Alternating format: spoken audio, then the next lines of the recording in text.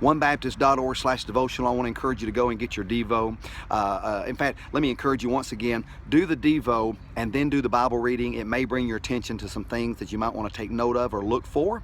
And at the same time, it may give you an understanding about some things that you've read and maybe raised an eyebrow in confusion about before. Now, it is worthy of me making reference of this.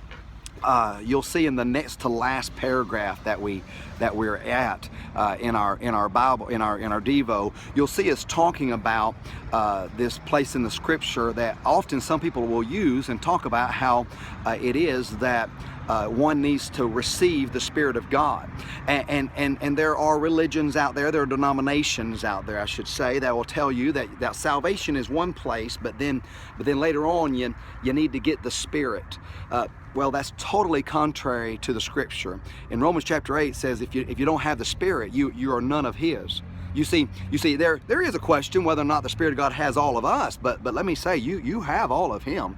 It's why Galatians tells us to walk in the Spirit, and you shall not fulfill the lust of the flesh. It's why it tells us what the works of the flesh are and what the works of the Spirit is, the fruit of the Spirit, right? So you have the Spirit of God, all do. But that paragraph is, I think it's the next to last paragraph in our deal today. I think it'll help you understand why some wrongly divide that.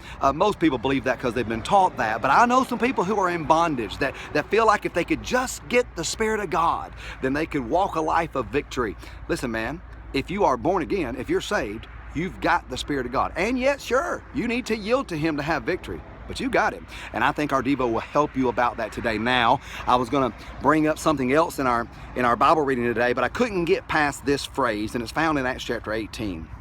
It's where Paul is moving on. He's giving his farewell address to the pastors of Ephesus, and he talks about how he's not held anything back from them, and how he has just poured out and followed the Spirit's leading in his life, and he's done this, he's done that. You can read it.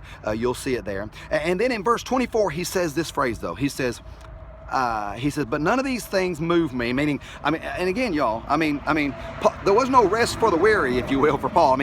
I'm doing this, but now I got to go here, and I'm doing this, and I got to go here. We so often just want to get settled in our Christian life, right? Paul lived his whole life unsettled, but look what we've got, that God used him for His glory. And so amongst all this, he said, but none of these things move me, neither count I my life dear unto myself.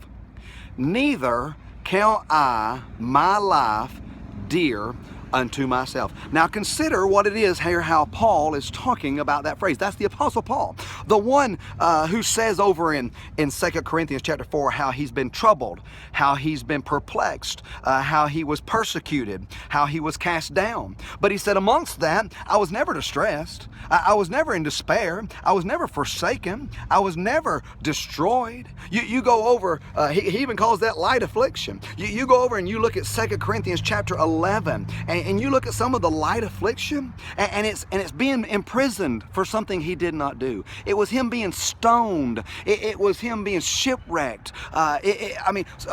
Beaten 39 times to die. You keep reading, and we know all this about Paul's life, and yet I go back to this place where he says, neither count I my life dear unto myself. Paul says, hey, this life isn't about me, and I'm going to give it up and give it all, no matter what, for the glory of God. And I think to myself, sometimes why we won't witness, why we won't testify, why we won't be faithful about the things of God. We're scared somebody's going to talk about us, make fun of us, unfriend us, maybe not treat us business-wise the way they would or they should.